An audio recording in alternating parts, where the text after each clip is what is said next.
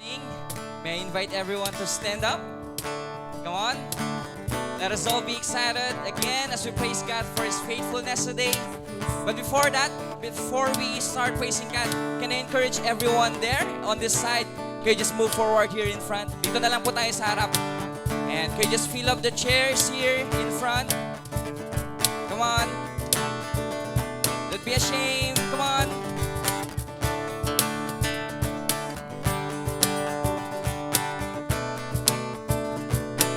And of course, as we start praising God today, pwede mo bang sabihan niyang katabi mo ngayon, I'm glad that you're here. Yan. Come on, let's join us today as we praise God for His faithfulness. Come on, let's clap our hands. Let's glorify our Lord today. Come on. Yes, we magnify you, Jesus. We bring glory and honor to your name, God. God is so good to me, 'cause you have set me free. And now I know to know that salvation is free.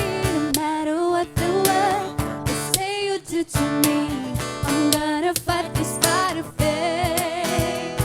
Yeah.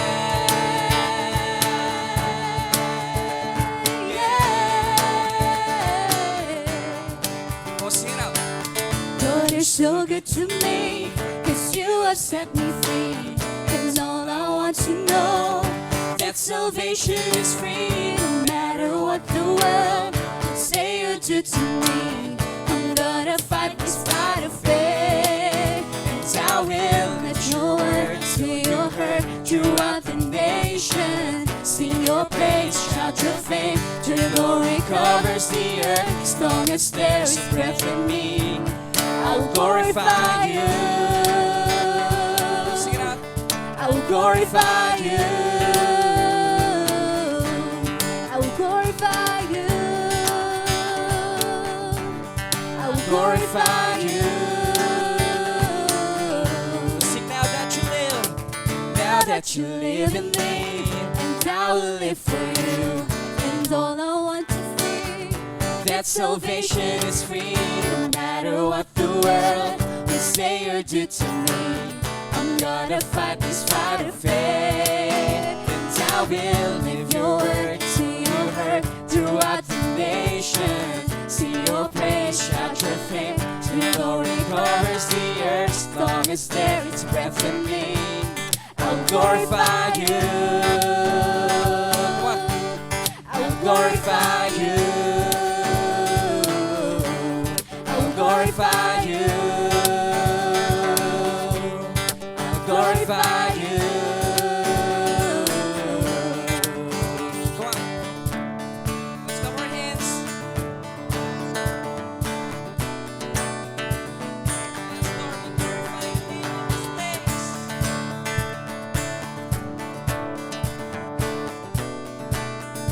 Come on, sing every nation. Every nation in our generation, all creation will live to glorify you. Every nation in our generation, all creation will live to glorify you.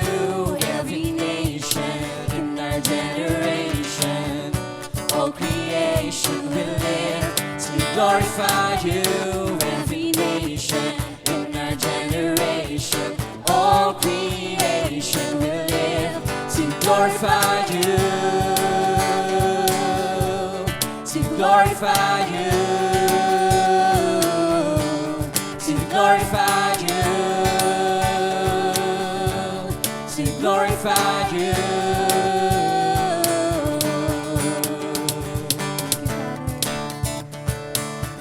We glorify you, Lord. To glorify you. To glorify you. Come on, let's give Him glory.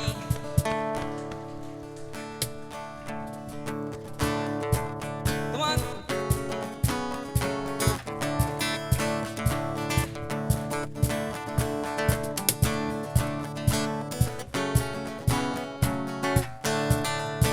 Praise you, God. Jesus.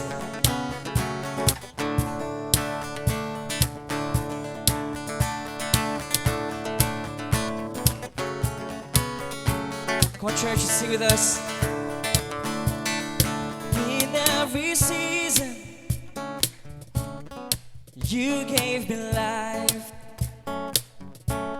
You shine through the darkness.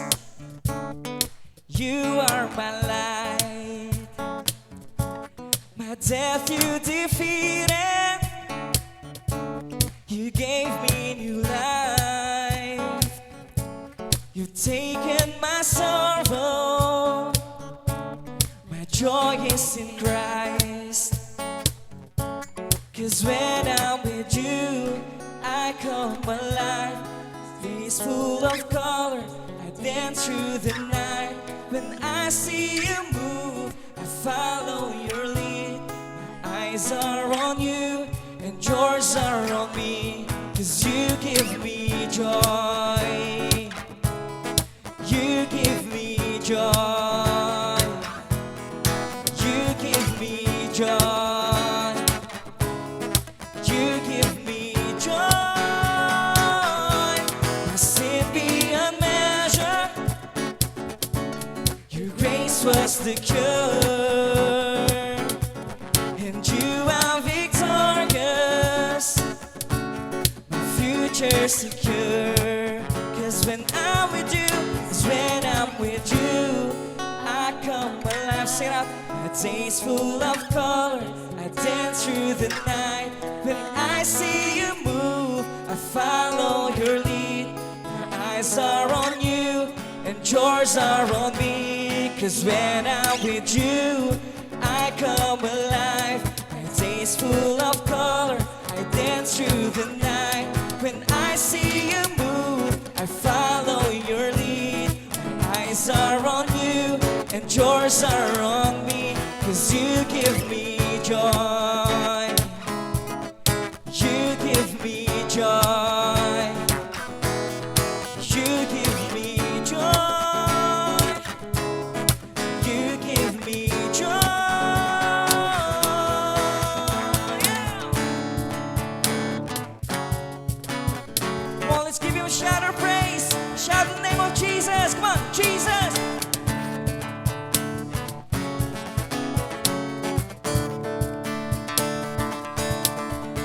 It's again. Overflowing, your joy is overflowing in me. Sing it out. Overflowing. Come on, let's declare. Overflowing. Come on. As you sing this song, the joy of the Lord will pour out in this place. Come on. Overflowing, your joy is overflowing in me. Overflowing, your joy is overflowing in me. Overflowing, your joy is overflowing in me. Overflowing, your joy is overflowing in me. Overflowing, your joy is overflowing in me. Overflowing, your joy is overflowing in me. Overflowing, your joy is overflowing in me. Overflowing, your joy is overflowing in me.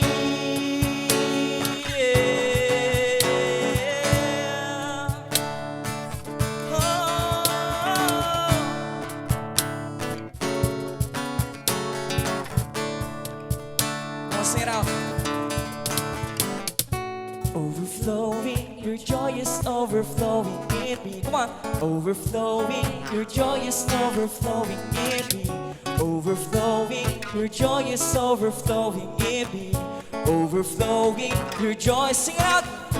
Overflowing. Overflowing, your joy is overflowing in me. Overflowing, your joy is overflowing in me. Overflowing, your joy is overflowing in me. Overflowing, your joy is overflowing in me.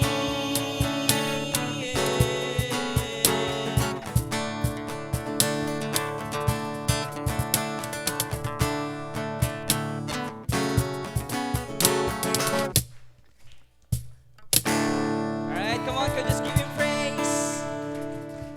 Lord, indeed that our joy comes from you, God.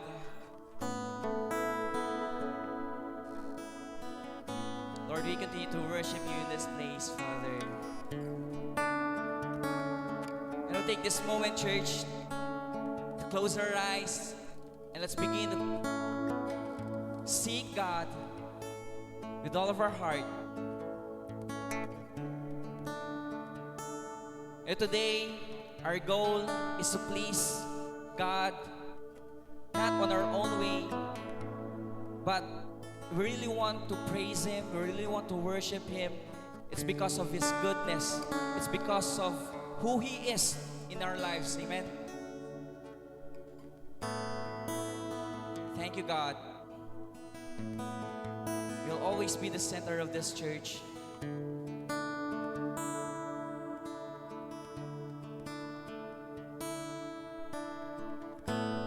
We, your people,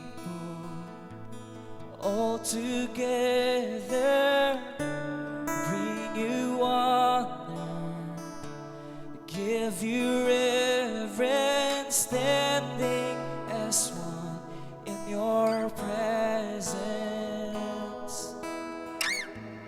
By your Spirit, you have called us, chosen people, sons and daughters, standing as one in your presence.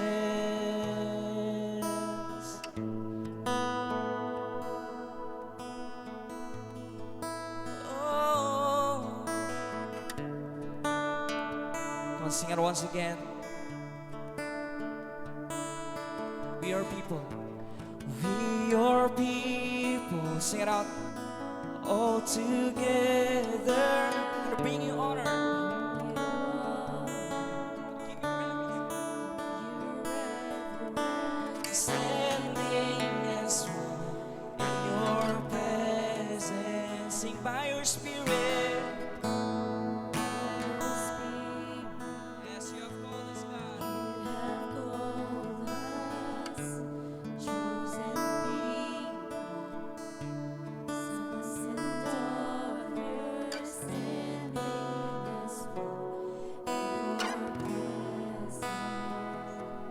This is your church, God, build it. Come on. This is your church, God, build it. Jesus, cornerstone, God, build it.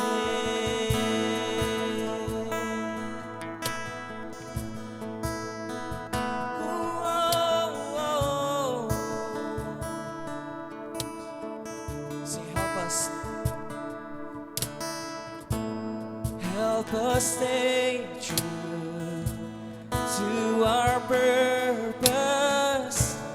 Let our light shine in the darkness, going as one with your presence. Sing, let the gospel, and let the gospel alive within us. Shake our cities, shake the nations, set us as one in your presence. This is your church, God, build it. Declare out one. This is your church, God, build it. Jesus, cornerstone, God, build. This is your church, God, build it. This is your church, God, build it. Jesus, cornerstone, God, build it.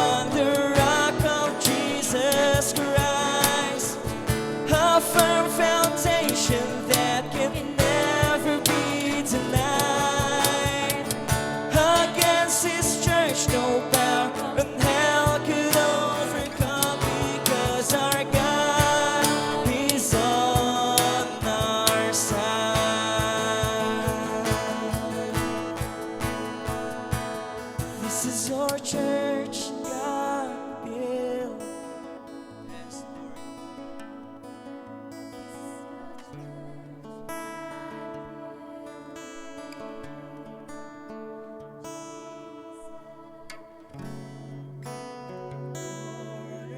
Cornerstone. Kami ay sa'yo, Panginoon. Kami ay sa'yo. Kami ay sa'yo, oh Kristo. Panginoon. Aming Diyos, oh Kristo, sa'yo, oh Kristo. Sa'yo, oh Kristo, Panginoon. Aming Diyos, oh Kristo.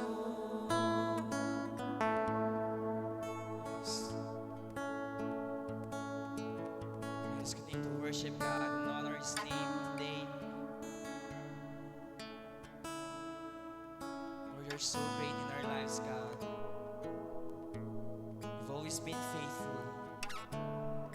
You've always been good, God, all the time. That's why we want to honor your name in this place, God. With all of our heart. Lord, we lay down everything to you, God.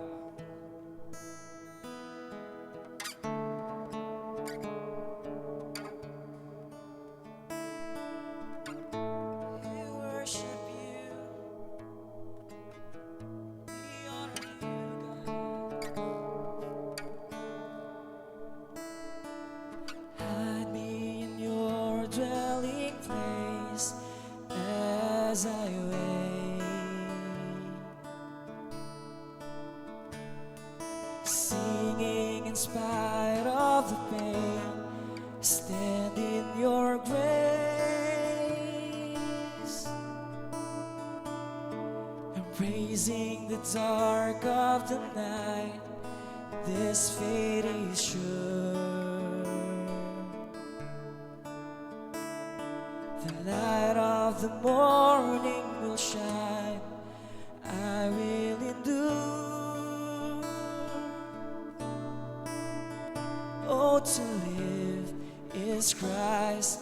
I cling to the hope of the promise for all of my days. And to die is gain. With gladness I'll carry my cross. This life is yours, and your love is mine.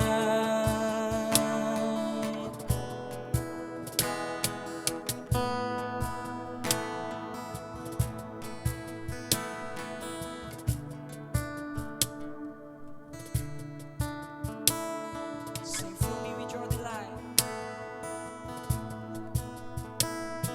Fill me with your delight as I obey.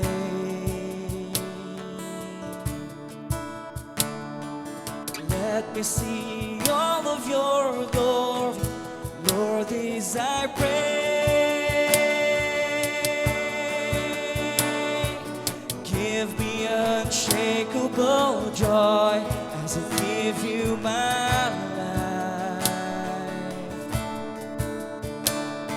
And nothing can ever compare. You are my prize. Oh, to live is Christ. I cling to the hope of the promise for all of my days. And to die is gain. With gladness I'll carry my cross. This life is yours, and your love is mine.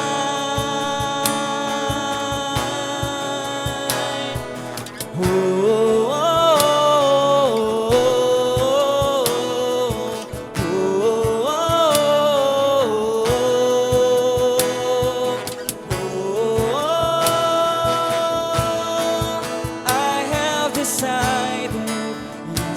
have decided to follow Jesus for all of my days. I have decided, yes, I've decided to follow Jesus for all of my days. I have decided, yes, I've decided to follow Jesus for all of my days. I have decided, yes, I've decided to follow Jesus for all of my days. Oh, to live is Christ. I cling to the hope of the promise for all of my days. And to die is gain. With gladness I'll carry my cross. This life, oh, to live is Christ. I cling to the hope of the promise for all of my days. And to die is gain. With gladness I'll carry my cross. This life is yours, and your love is mine. Whoa, whoa,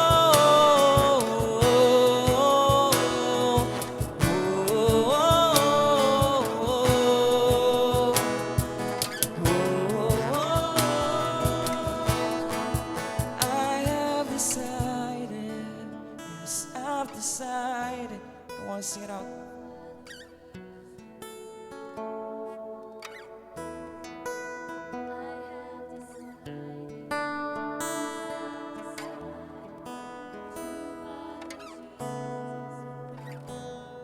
Yes, I have decided, yes, I've decided to follow Jesus for all of my days.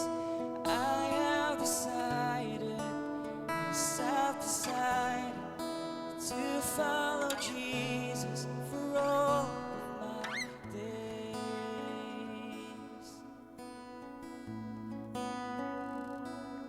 No, we're singing this song.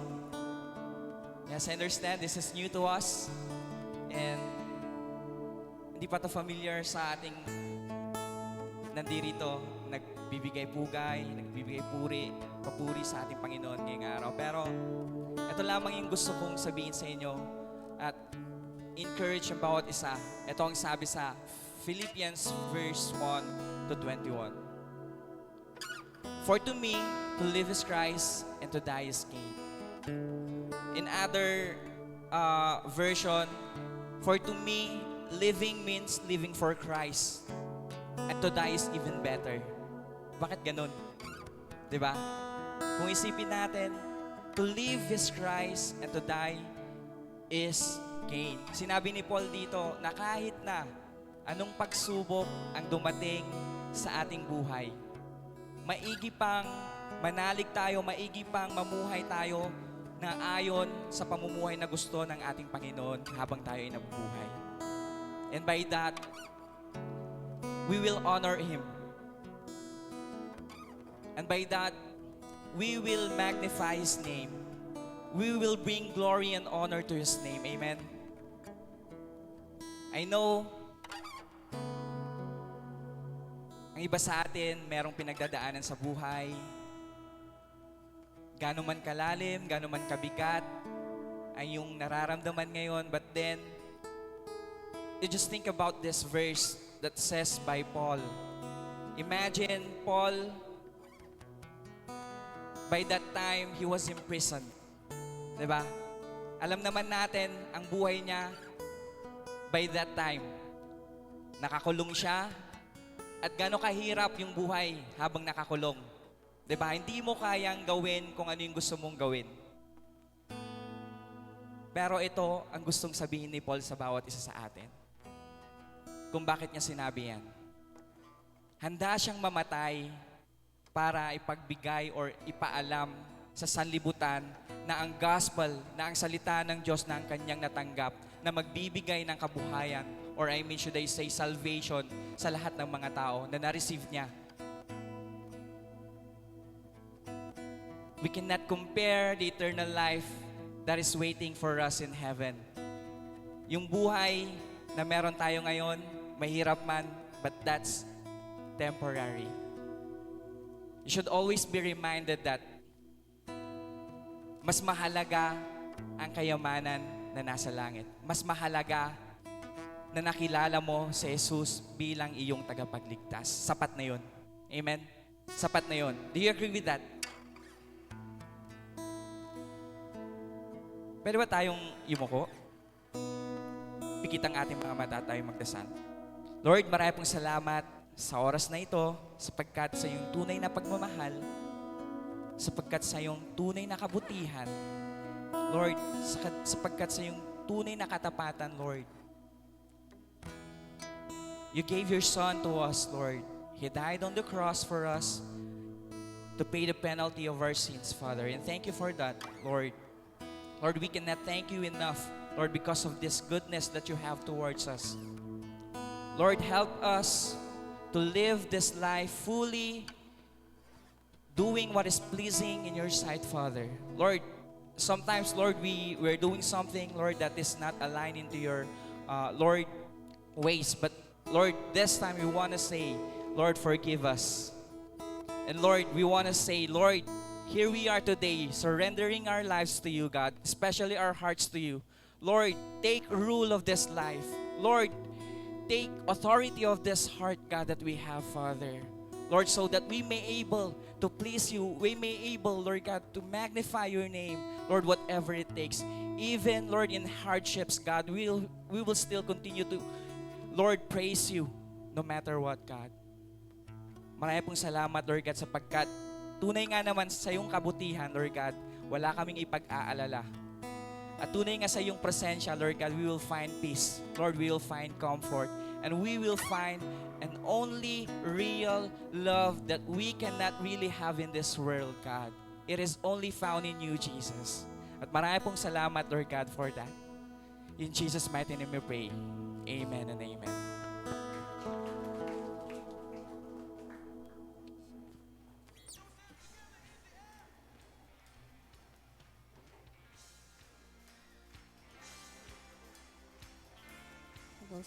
So, good morning everyone. So, mainit na umaga sa ating lahat. Grabe no, yung init sa labas. Yung init ng panahon, hindi natin kinakaya, di ba?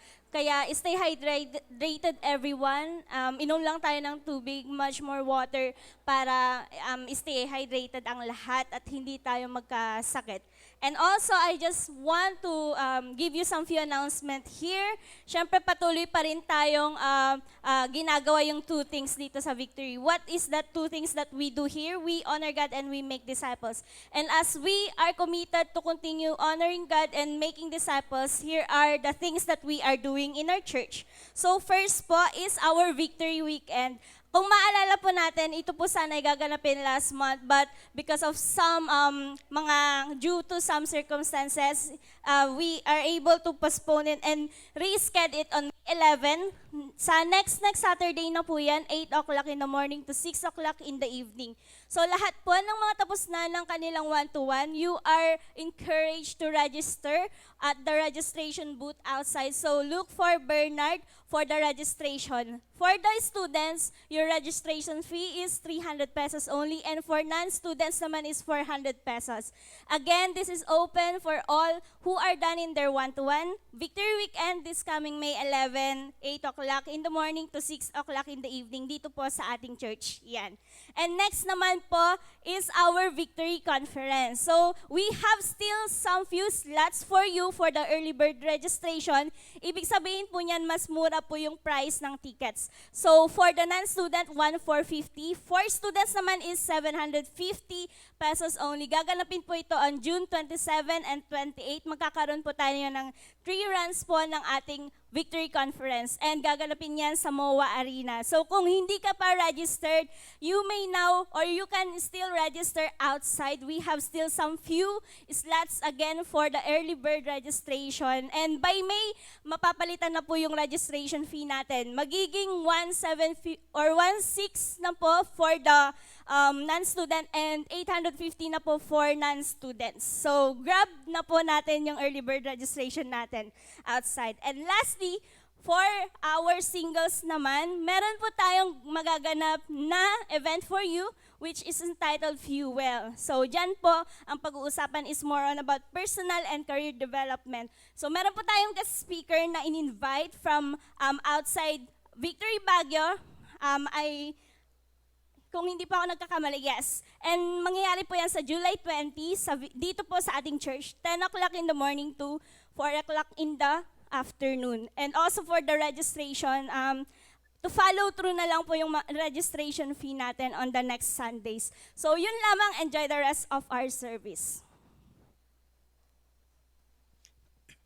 Hello, magandang umaga po. Umaga, no? Tanghali na. Tama naman. Okay, so good afternoon sa bawat isa sa atin. Medyo namamaos, no? Okay. So, mabiyaya at masaya na umaga, ulitin ko para at least kahit paano maano tayo. So, I would like to share with you, of course, our tithes and offering from the book of Matthew, chapter 6, verse 24. So, it says there, no one can serve two masters. Either you will hate the one and love the other, or you will be devoted to the one and despise the other. You cannot serve both God and money. Yan. In a literal way, sa buhay natin bilang isang empleyado, let's say for example, empleyado tayo, mahirap talaga ang mag-serve sa dalawang boss. Di ba? Totoo po yun. We experience that. That sometimes parang napakabigat, napakahirap. Same true with that verse. How can we serve God sa dalawang, we cannot serve God kung tayo po ay nagsiserve sa isa pang bagay. No? So, how can we serve God? If we serve God, then you will be surrender our money, finances, and resources into His Lordship. Kasi nga, di ba, lahat naman ng mayroon po tayo sa ngayon, lahat ng mga biyaya, lahat ng mga resources na mayroon tayo na pinagkatiwala ni God. No? So lahat ng yan ay temporary lamang, lahat yan ay ibinigay sa atin na kailangan alagaan at dapat din tayo marunong magbalik kung ano ba ang dapat kay God. So, if we serve God, then we put Him first in our lives in everything, including our money. So kasama ang ating finances, kasama ang ating pera na mayroon po tayo, yung income natin, yung resources po natin, kasama po yun, na kailangan maibigay natin kung ano ba yung nararapat at dapat para kay God. So, how to put Him? First, when we talk about money, syempre, di ba? Palagi nating naririnig, giving back to Him is that we give our first 10% of our income. And I know, lahat tayo naririnig palagi natin ito every Sunday. Pag tayo po ay nagsishare about tithes and offering, that is only about tithes. Pag nag-exceed yan, meaning to say that is your offering. So kailangan, in a simple way, na sinasabi po natin that every Sunday, in terms of our giving, kailangan maibigay po natin. Gusto natin ng blessings, pero nakakalimutan natin yung pag-ubi sa Kanya pagdating sa giving. Let us give to God what is due to God. Let us obediently give our tithes to God with grateful heart. So napaka-importante po yun. No? Dapat tayo ay nagbibigay na naaayon. Yung kumbaga nag-oobi tayo, gagawin ko ito dahil Kristiyano ako. Gagawin ko ito dahil nag-oobi ako kay God. Hindi gagawin ko ito dahil napipilitan ka lang. But remember, pag po tayo ay nagbibigay, ay galing ito sa ating puso. At tayo ay masayang nag-o-obey, nagsiserve kay God sa pamamagitan ng pagbibigay ng ating tithes and offering. So our takeaways is that, ito po, takeaway declaration po natin is that money is not my master or money is not our master because Jesus is the Lord over my finances. So I will obediently give my tithes to him and remain steward to all his blessings. Amen po ba, church? Amen. Okay, let's pray. Heavenly Father, we thank you, God, for all the things we have. Maraming salamat, Panginoon, sa blessings. We pray that you will be continuously make your Lord over our finances, obediently submit to your commands in giving our tithes deliberately and wholeheartedly. Teach us, Lord, to be steward in all resources entrusted to our care. Maraming salamat, Panginoon. Patawarin niyo po kami, Panginoon, sa aming pagkukulang, Panginoon. Kung minsan hindi pa namin naibibigay yung aming ikapo. We pray, God, that you will teach us na maging faithful po kami sa pagbibigay ng aming mga resources, Panginoon. Maraming salamat, God, in Jesus' name. Amen. Okay po. Meron po tayong 3 paraan para magbigay. So, una po, give it directly to sa church. Meron po tayong mga envelope po dyan sa ating mga upuan. You can write down your prayer request. So, pwede rin yung mga answered prayer po natin because every Thursday, dito sa ating church po, 6 p.m. po, pinagpipray po yung mga sinusulat po natin. Then, of course, second one is we have our GCash account. So, kung sa tingin po natin ay mas convenient po tayo sa pagbibigay through GCash, yan po, napakadali po. I-scan nyo lang po yung QR code, pwede na po tayong mag-send kagad. Then, the last one is that we have our online banking. We have two accounts, the Metrobank account and of course, the BPI account. Pag po tayo magsusulat, chiki pang ibibigay po natin, don't forget to write Victory Christian Fellowship of Pangasinan Incorporated. If you have the heart to support our campus missionaries, and if God touches your heart, please do so for God's greater purpose. Amen po ba, church? Okay po. God bless us all and smile as you give.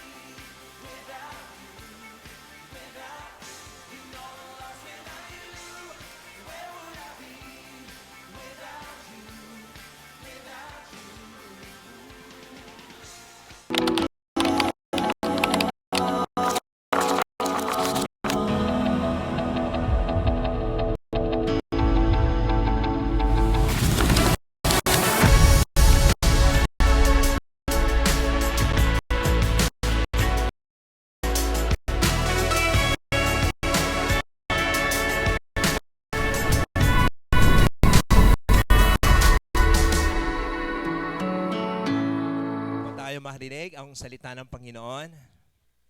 Okay, paypayin mo muna yung katabi mo. Yan. Paypayin mo muna kasi baka dumugo yung ilong niya. Sobrang init. Okay? Alright. Ang galing ginagawa ni Lord, di ba? Sino dito blessed dahil nandito ka ngayong umaga na to? Alright. Hindi po ako yung mag-share ngayon, but somebody, a very powerful speaker that we have right here. He is one of our Victory Group leaders in Mangaldan who oversee yung real-life parents. Sa po yung mga nagdi-disciple sa mga real-life parents. One of our volunteer manager who empowers volunteers in our church. Is a management consultant, particularly sa larangan ng hotels. Okay? And former hotel operations manager. Ibang klase, ano? Ibang klase yung kanyang profile. At naniniwala ko, tatayo po siya dito at isa po siyang mayaman, isa po siyang billionaire. Siya lang po yung may-ari ng Camellia Homes. Okay, pakita nga natin yung picture niya. Dati po siyang senador ng ating bansang Pilipinas. Okay? At siya po ay may asawa na, may 2 anak at may 2 apo. Alright? Pero ang totoong picture niya, ayan. Okay. Let's all welcome Joel Cocoeco.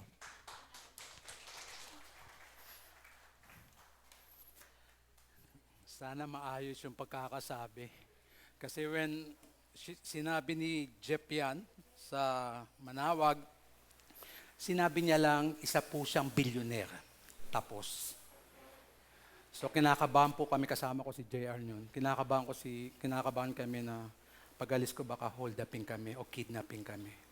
Siguro may nagplano, pero nung nakita kami naka-Egypt, ay nag-back out. Yun lang kasi sinabi ni Jeff, isa po siyang billionaire. So syempre, lahat mag-aakala na totoo yung sinasabi. Amen. It's a privilege for me to... Tanggalin niyo ni picture. Naiilang ako. It's a privilege for me to speak dito sa second service. I think this is my first time to speak sa second service. So nasa last topic na po tayo na as in series. To review, the first week was the Lordship of Christ. Second week, receive Christ as Lord. The third, living under the Lordship of Christ. So, before we proceed, may I request everyone to please rise up in reverence of the Word of God.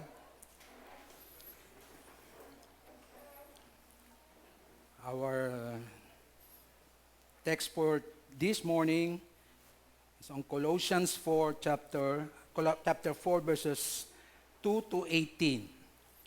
Devote yourselves to prayer, being watchful and thankful. And pray for us too, that God may open a door for our message, so that we may proclaim the mystery of Christ, for which I am in chains. Pray that I may proclaim it clearly as I should. Be wise in the way you act toward outsiders. Make the most of every opportunity. Let your conversation be always full of grace, seasoned with salt, so that you may know how to answer everyone. Verse 7, Tychicus will tell you all the news about me. He is a dear brother, a faithful minister, and fellow servant in the Lord. I am sending him to you for the express purpose that you may know about our circumstances and that he may encourage your hearts. He is coming with Onesimus, our faithful and dear brother, who is one of you. They will tell you everything that is happening here.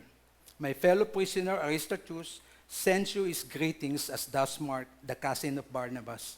You have received instructions about him. If he comes to you, welcome him. Jesus, who is called Justus, also sends greetings. These are the only Jews among my fellow workers for the kingdom of God. And they approve a comfort to me.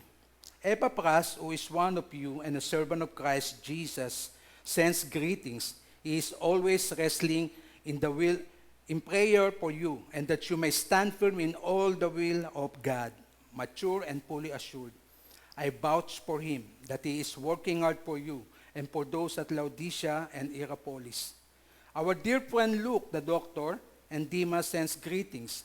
Give my greetings to the brothers at Laodicea and to Nympha and the church in her house.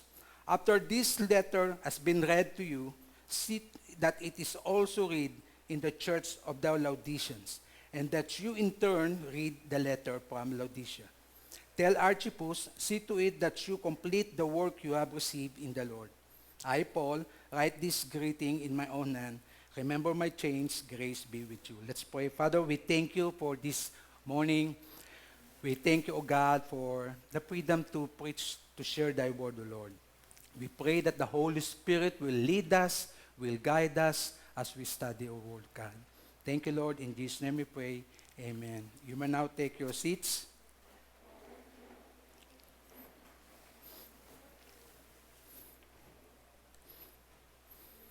In our text,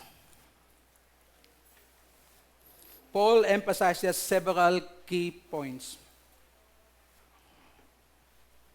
Parang buhok lang, no? Inanong ganun. Serving in Christ. Several key points regarding serving in Christ. In serving God, I do believe that the number one criteria is availability. Kung meron kang ang talent, kung magaling ka nga sa isang bagay, but if you're not giving it to our God, it's futile.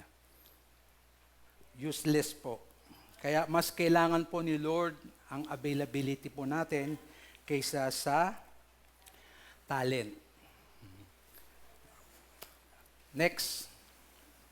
Paano na po?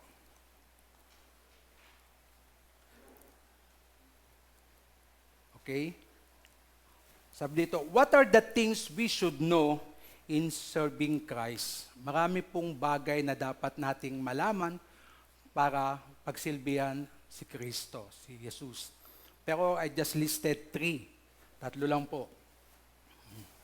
Number 1, the importance of prayer. In Colossians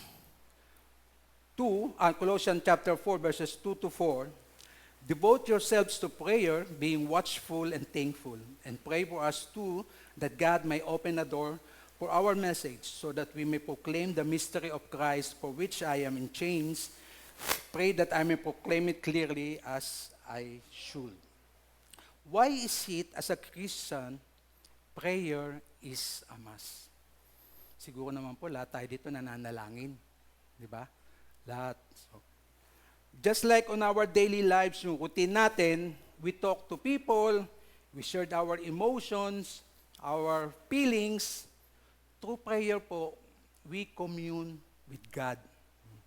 We talk to Him, even we didn't see Him, kahit na hindi po natin siya naririnig. Katulad po ng sinasabi sa John 4:24 na God is a spirit and we should worship Him in spirit and truth. Yun. Ganun po tayo kung mananalangin.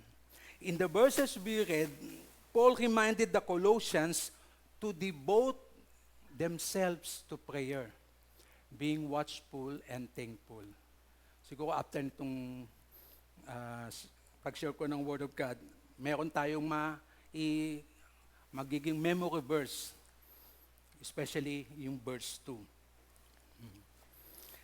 As a follower of Christ, we should devote more time in prayer. I remember in one of discipleship journey class, topic ko yata niya, may concerning about prayer. Tinanong ko, paano ba, I'm not sure if this is the right word, to master yung prayer, o paano tayo masasanay manalangin? And the only one who answered that, it was Starlene. Siya po, sabi niya, through prayer din po. If you want na maging masanay po tayo sa panalangin, we should continue praying. Yun po ang dapat nating gagawin.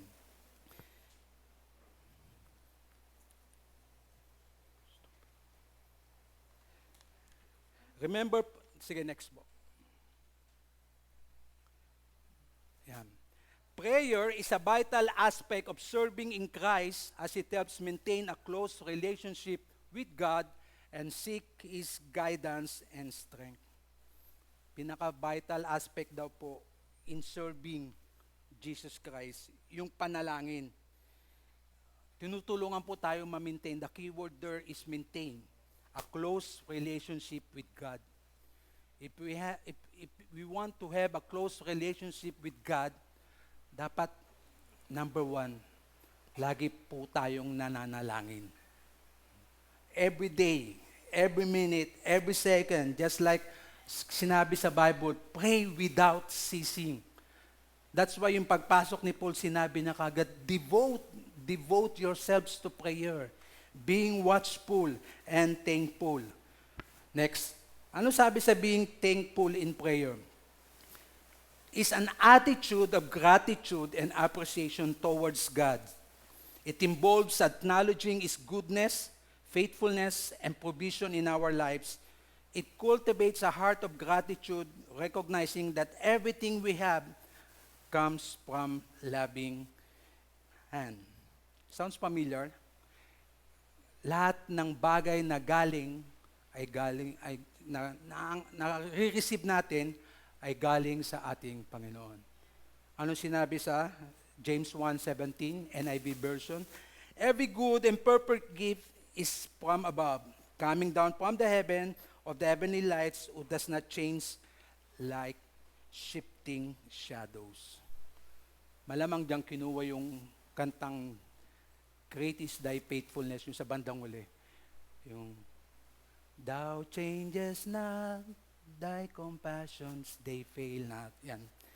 Lights who does not change like shifting shadows. Diyan po kinuha yung kantang. great is thy faithfulness. Sabi rin po dito, thankfulness in prayer helps us shift our focus from our problems and challenges to God's blessings and faithfulness. Na-experience nyo na ba minsan pa nagpipray kayo? Siyempre, pag mabigat yung dinadala natin, as we continue to pray, definitely, the Holy Spirit is comforting us. Nung inaccept po natin si Jesus Christ as our Lord and Savior, yun na po yung time, the Holy Spirit is comforting us. Remember, binili niya po yan sa Acts chapter 1, verse 8, na sabi niya, pag alis ko, may darating dito sa inyo. You shall receive power and you shall be my witnesses. And that is the work of the Holy Spirit. When we are watchful, pakiclick, we align ourselves with God's purposes. Yan po yung ibig sabihin, being watchful. Devote yourselves to prayer, pero dapat being watchful, we align ourselves with God's purposes. When we pray, di ba that is the time na medyo nanghihina na tayo, hindi natin alam kung anong gagawin natin. When we pray, it is a sign of humility na hindi natin kaya yung mga dinadala natin. Na it is only God who can and who will help us sa ating mga dalahin. Kaya kailangan nating manalangin to align ourselves with God's purposes through the Holy Spirit. Next, sabi rin dyan, we listen to His voice. Siguro sa atin, iba pa dito, hindi pa naririnig yung audible voice ni God.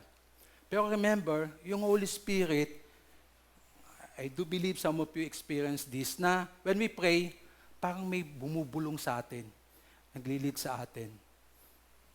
Minsan pa nagpipray tayo, minsan hindi na natin alam kung ano yung sasabihin natin, tinutulungan pa rin tayo ng Holy Spirit to commune with God. Hindi na sinasabi sa Romans.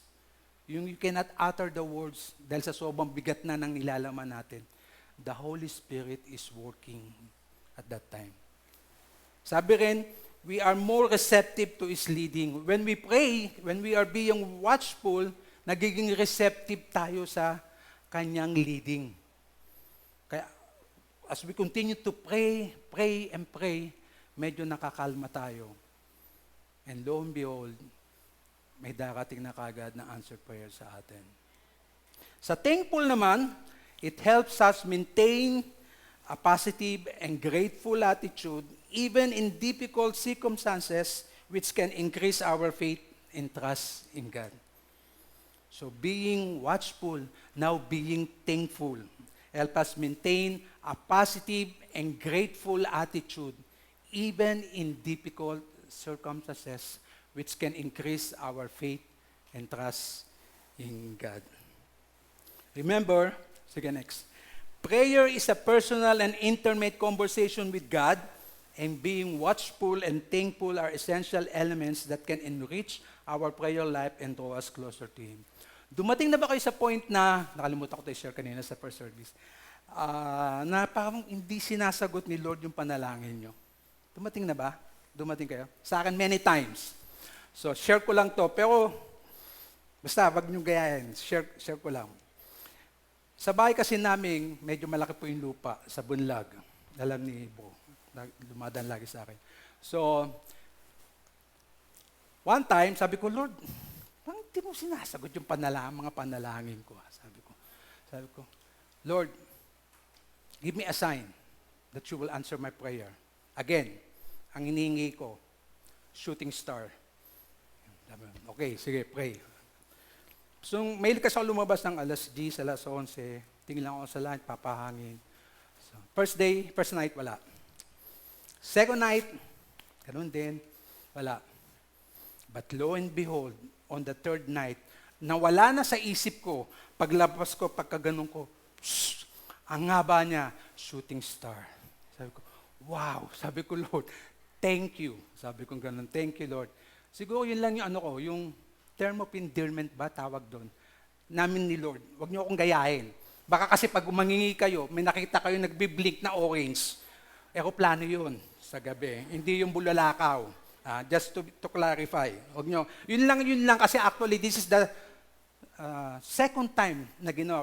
When we were still in Binangonan, ginanon din, ang dami. Pinakita sa akin ni Lord. Pero hindi ko na po siya ulitin. Kasi that was the final one. Kasi ibig sabihin, sinasagot ni Lord yung panalangin ko. Yun lang naman hiningi ko sa Kanya eh. Wala na. Lord, for the third time, no, that's too much. Hindi ko na pwedeng gawin pa. Tama na yung second time. Kasi ibig sabihin na sasagutin niya yung panalangin ko. Again paggabi, may shooting star. Pero pag nagbi-blink yung orange, nakikita nyo, eroplano yun, pag nagmo-move. Hindi yung ano. Next.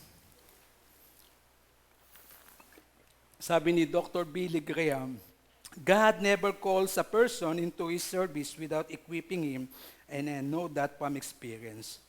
Meron nga tayong, equip, sa equip, engage, yan. Tama to, totoo po to. Sure ko lang po yung dalawang missionaries, American missionaries, when they went to Africa, nagsishare sila ng word. Kasi one time, may isang lumapit na lalaki, meron po doon, may evil spirit, sabi nila. So nalaman nila kagad yun, hindi sila kagad pumunta doon. Umuwi po sila sa bahay nila, at nanalangin po sila at nag-fasting. The next day po nila binalikan yung may evil spirit.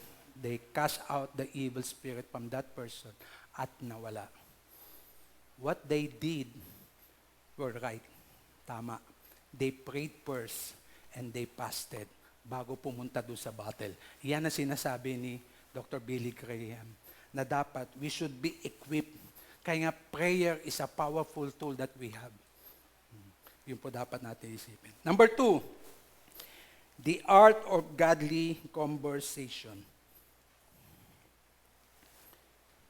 In Colossians verses 5 and 6, chapter 4, verses 5 and 6, be wise in the way you act towards outsiders. Make the most of every opportunity. Let your conversation be always full of grace, seasoned with salt, so that you may know how to answer everyone. Sige, pakiclick yung susunod. Sabi dito, conversation that is full of grace means to communicate with kindness, compassion, and understanding. It involves treating others respect, empathy, and love, even in difficult or challenging situations. As we go on, makikita nyo lagi, kindness, love, the fruit of the Holy Spirit. When we say fruit, wala pong S the fruit of the Holy Spirit because it came from one source. It came galing sa Holy Spirit. Yan po, the fruit like kindness and love. Next. Here are some ways we can embody grace in our interactions with others. 1, listen with empathy.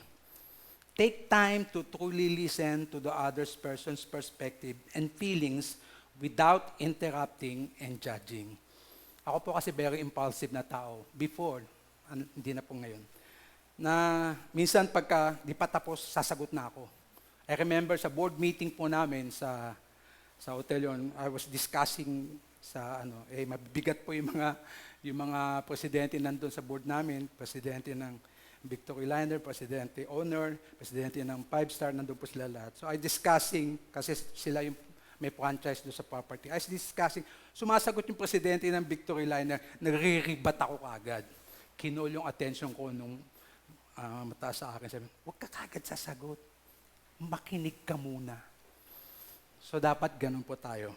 Listen with empathy. Next, choose words wisely. Use words that are gentle, encouraging, and uplifting. Avoid harsh and hurtful language. Dapat ganun po tayo. Yung mga sinasabi po natin, hindi na yung mga dating sinasabi natin na hindi pa natin kilala si Lord. Dapat part of yung pagbabago, yung kung ano yung lumalabas sa ating mga labi. Show respect. Next. Treat others with dignity and honor their opinions. Even if you disagree, value their uniqueness and worth as individuals. Kahit magkakaiba po yung opinions natin, you have to respect. Hindi po lahat pare-parehas tayo ng opinion. May kanya-kanyang uniqueness po tayo. Iba-iba po yung ugali natin. We have to respect kung ano po yung ugali ng ibang tao. Kung ano yung unique na meron sa kanya. Respect lang po natin. Practice forgiveness. We should practice forgiveness. Kung meron pa po kayong hindi napapatawad, ako pinatawad ko na po lahat. Even my wife, pinatawad ko na po. Dapat we practice forgiveness. That's why wala na po akong bitter. I can stand in front of you. I can share even my wife. Tumatawa si Albert. Totoo yan. Wala na po akong bitter. Because wala na po akong kaaway. Na-forgive ko na po lahat. Practice forgiveness. The word there is practice. Practice. Practice. Next, be patient. Understand that everyone has their own pace. Ako, basta hindi kapag kasama kami ni Albert sa ni JR, mabilis po kasi ako maglakad. Even sa ganitong edad ko, mabilis po ako maglakad. To the point, nag-complain na si Albert kay JR, ang bilis maglakad ni Kuya. Mabilis po ako talaga maglakad. Kahit na medyo may edad na po ako, mabilis ako maglakad. One way of my exercise. Hindi ako yun, ha? Yun. Be patient kasi kung yung pace nila mabagal, respect. Mabagal sila eh. Respect nyo. Next, seek reconciliation. If conflicts arise, strive to find common ground and work towards a solution. Foster environment of peace and unity. Pag-usapan natin lahat ng bagay, hindi po yung mag-aaway-aaway, magtatalo-talo. Next, extend grace. Show kindness and understanding even when others may not deserve it. Ang bigat, no? Kahit yung iba hindi deserve ng grace, but we have to give grace. Extend grace. Ganun talaga ang pagiging Kristiyano. We should be like Christ. Ang lakas ng loob na sinabi ni Jesus Christ, forgive them for they do not know what they are doing. Yung mga taong nagpako sa kanya, sinabihan niyang ganun. Diba? Extend grace. Next. By embodying grace in our conversations, we can build stronger connections, foster understanding, and promote harmony in our relationships. It reflects the character of God and demonstrates our commitment to love and serve others. Embodying grace in our conversation, sa ating pakikisalamuha, we can build a stronger connections. Foster understanding and promote harmony. Ano sabi sa Matthew 5:9? Blessed are the peacemakers, for they will be called children of God. Tayo yan. Dapat peacemakers tayo. Kasi we are children of God. Hindi tayo yung pasumuno ng marites, pasimuno ng away. Tayo dapat ang peacemakers. Dapat din natin makakalimutan yan. Number 3. Medyo malayo pa ako. Akala nyo matapos na ako. Pakiclick na rin. The value of fellowship and servanthood. Wait. Medyo mahaba po yan. Binasa na po natin kanina. But I just want to emphasize kung paano binalyo ni Paul yung mga kasama niya. Sabi niya, Tychicus, sige, okay na, will tell you all the news about me. He is a dear brother. Onesimus, faithful and dear brother. Aristarchus, fellow prisoner. Mark, fellow prisoner, cousin of Barnabas. Justus, the only Jew among the fellow workers for the kingdom of God, they have proved a comfort to me. Epaphras, wrestling in prayer for you, that you may stand firm in all the will of God, mature and fully assured, I vouch for him. Grabe, yun ang mabigat na sinabi ni Paul, kaya I vouch for him. Sige, next. Ako, pinakagusto ko sa kanila, this man, Epaphras. Pakilagay yung Colossians 4:12 to 13. Sabi ni Paul, Epaphras, who is one of you and a servant of Christ Jesus, send greetings. He is always wrestling in prayer for you, that you may stand firm in all the will of God, mature and fully assured. Because sinabihan niya pa, I vouch for him that he is working hard for you and for those at Laodicea. Next. Let us remember that in serving Christ refers to dedicating one's life to following and serving Jesus Christ. It involves living according to His teachings, spreading His message of love and salvation, and actively participating in acts of service in ministry. So yung sinabi nung una, lahat naman tayo gano'n na. We dedicated our lives to our Lord Jesus and we are serving Him in our own small way, little way. It involves living according to His teachings. So, dapat namumuhay sa mga pangangaral ni Lord. Daily dapat po yan. Spreading His message of love and salvation and actively participating in acts of service in ministry, lalo dito sa church natin. If you are not yet involved sa ministry, sumali po kayo sa ministry dahil sa ministry po, dito sa atin, when I started sa church sa Manila po ako kasi, when we were still in San Juan, then yung church namin, Mukaita, malayo po yun. Mukaita, alos katabi lang ng Victory, yung Maranatha, the first church of Victory. Alos magkatabi lang po kami yun. Una kong pag-attend doon, ang service namin was 9 p.m., 7 a.m. alis na ako ng bahay. So kasi since Sunday, hindi naman matraffic.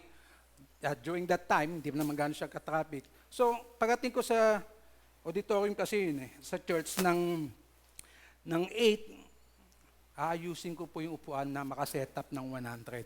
Na walang nagsasabi sa akin. Hindi po ako sinabihan ng pastor, lahat ng mga sa church, wala. Nagkusa lang po ako, pupunasan ko po yan, ganyan. Nakita ako nung anak ng pastor, sabi, uy, buko, grabe naman yung ginagawa mo. Oh, for the Lord, sabi ko. O ano pa ba yung magagawa mo? Wait, marunong po ako kumanta, sabi ko ganun. Pero naalala ko yung sabi sa akin ng lolo ko, nung narinig niya na ang kumanta, naging Christian, dati asintonado ka, ba't ngayon marunong ka ng kumanta? Sabi. When you give your talents kay Lord, definitely po mai-improve yan. Living testimony po ako. Hindi ko pa sinasabing magaling ako kumanta. Marunong na po akong kumanta. Kasi nung college, naalala ko, kumanta kami nung duet pa. Ayoko nag-duet. Di ako marunong sa duet yung dalawa. Kumanta kami nung classmate ko. Pinaforce akong kumanta. Endless Love. Alam niyo ba yung Endless Love? Si Star, alam mo yung Endless Love, no?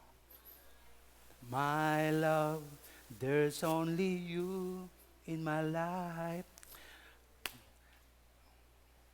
Pinagtawanan po ako kasi sintonado po ako.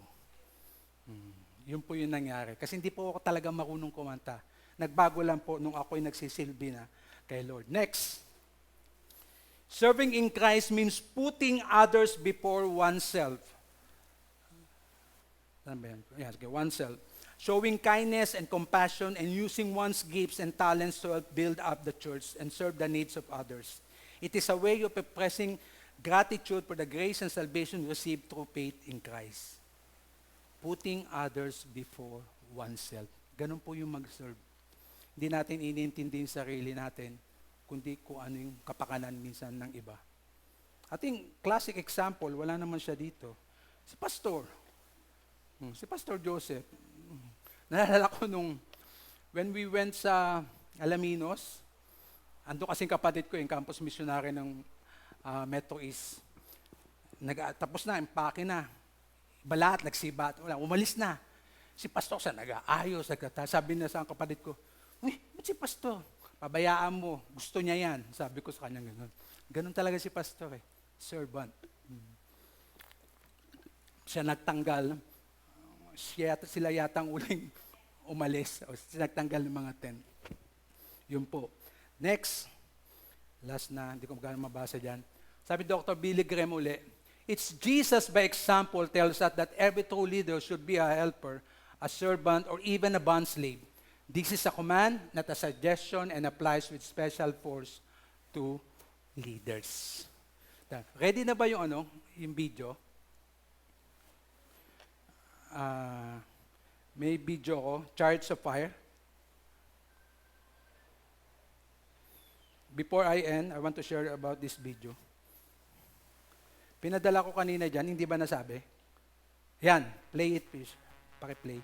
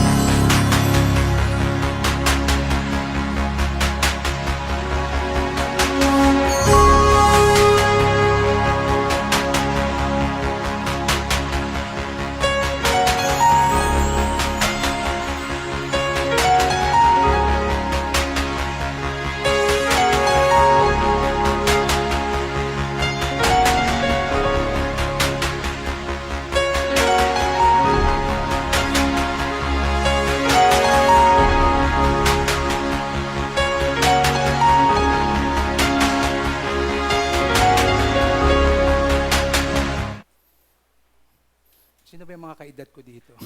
Bro, alam mo ba yan? Hindi rin.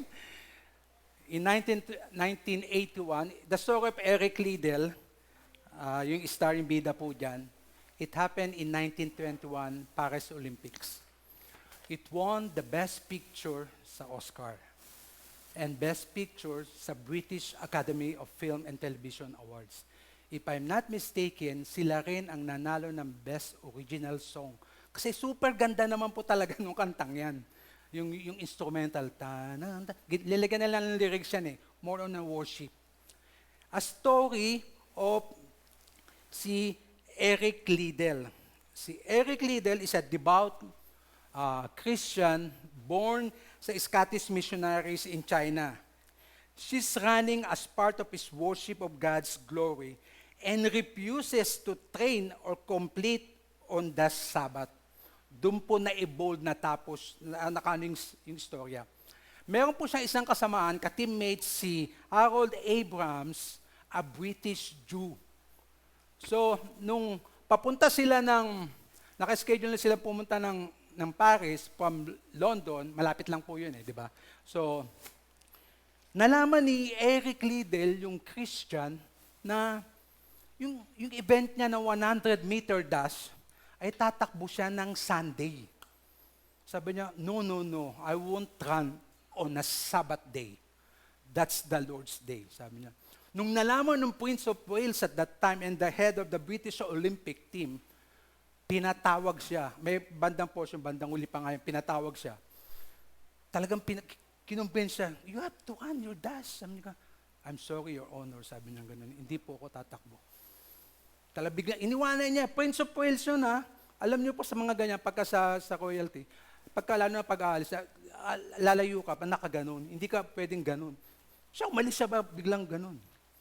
Buti na lang, yung isang kasamaan niya, natatakbo sa 400-meter dash, sabi niya, gusto mo magpalit tayo? Sa'yo yung 400-meter dash, scheduled on Thursday, akin yung 100-meter dash. If you're familiar with track and field, ang laki pong pagkakaiba nyon. 100-meter dash, mabilis lang po yun. Pero when we talk about 400-meter dash, paikot po ng oval yun. At walang practice si Eric Liddell doon. Pero itong si Jew, na si Harold Abrams, tinuloy niya pa rin. Tumakbo siya ng 200 meters dash. Nanalo rin siya. Nahilang tuloy ako. Ayun, nung tumakbo na siya ng 400-meter dash, lo and behold, nanalo po siya ng gold medal. Try to imagine, wala siyang practice ng 400-meter dash, tumakbo siya, 100-meter dash. nung pagbalik nila bago pa pala sila, pagdating niya doon sa Paris, nag-preach pa ho siya, si Eric Liddell, doon sa British na church parang sister church nila.